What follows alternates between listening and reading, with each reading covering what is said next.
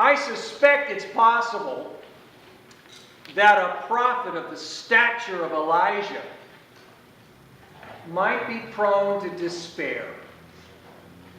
Considering the work of a prophet, which is to bring people back towards God, those who are stubborn and willful, by pointing out things that they are doing that are not good for them and their relationship with God. Jezebel and Ahab certainly were not pleased with Elijah. All the prophets that they liked were gone. He had been killed due to God's power. And so they're now after Elijah, so he is afraid. He's worried. He leaves. And he goes to hide. And he then spends 40 days. A familiar number, eh? Yeah. And he's hungry, and he gets fed. And then all of a sudden, it comes upon him that God is going to be nearby. And we hear of the nearby beginning with wind. But God is not in the wind. We hear of earthquake, but God is not in the earthquake. We hear of fire, and God is not in the fire. Although to read some of the old-style insurance covenants, acts of God would certainly declare God in the wind and the earthquake and the fire. It's really easy to blame God for stuff like that. But no, God is in what the New Revised Version says, the sound of sheer silence. Not the sound of momentary silence. The sound of sheer silence. We are almost a little more comfortable with the Revised Standard Version translation of this as the still small voice. That's almost comforting.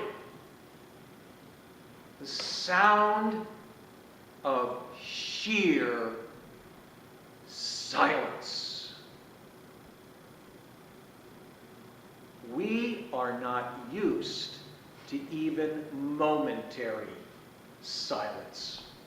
I have an example. This is a smartphone. Perhaps you've seen one of these. Perhaps you have one on your person. Perhaps you've noticed how it can draw, it can draw your attention, wherever you are, where it can basically take over the functions of your brain, but can keep you so busy you don't notice things that you really need and would like to expect to come. Now, I want to tell you about a movie. And it ties in, so stick with me. I even looked the movie up on IMDb to make sure I had the right year of the date, because my supple brain remembered it as 1968. It was actually 1967. It was the movie The President's Analyst. It starred James Coburn. Now, I need to basically give you a context for the times. In 1967, for instance, the airline industry was still regulated in such a way that all the fares were pretty much the same wherever you flew.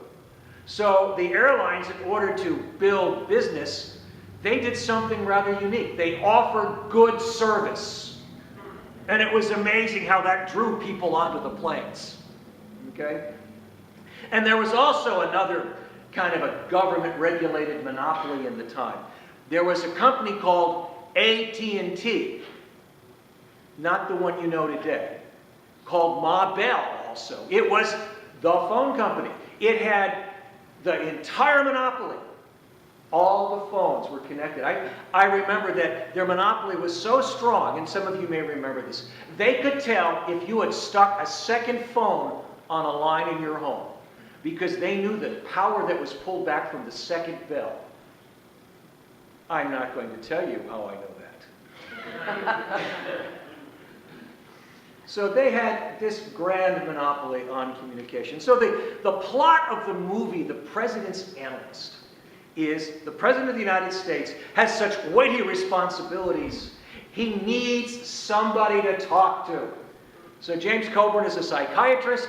He becomes the President's Analyst, and of course the plot thickens into sort of a spy thing because the Russians and the other countries, they want to find out what's in the President's brain, so they start chasing the President's Analyst to get it out of him. Well, the movie goes on, and all kinds of cultural things happen, and then it winds up, he's storming this fortress, because that's the center of the group that is causing the most problems, that wants the true world domination. It turns out this center has a headline on it, and it turns out the villain is TPC, the phone company. You see, when he breaks in, he finally, oh, it's funny, but they watch this phone company. Well, it's a video explaining. If you've ever seen one of those, you know what I'm talking about. And it was explaining what they really wanted to do. They knew that wiring the whole world was far too expensive. And so the ultimate goal was going to be to put a computer chip in everybody's brain, and that way they could control everything and still bill and charge. Which doesn't seem too far away from this gadget and a Bluetooth earphone, because this is wireless. I make that point to talk about how easy it is for us to be consumed with things that draw our attention away from what is most important, away from what draws us into true and deep relationship, away from what helps us, as I said last week, find joy which can conquer despair. Elijah is here. He is confronted with the sound of sheer silence.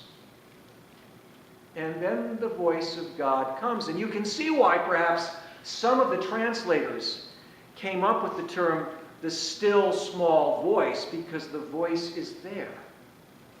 But really, the notion of the sound of sheer silence is to say, how well are we, you, me, paying attention to all that God is offering and the richness and fullness of all that God has to offer us?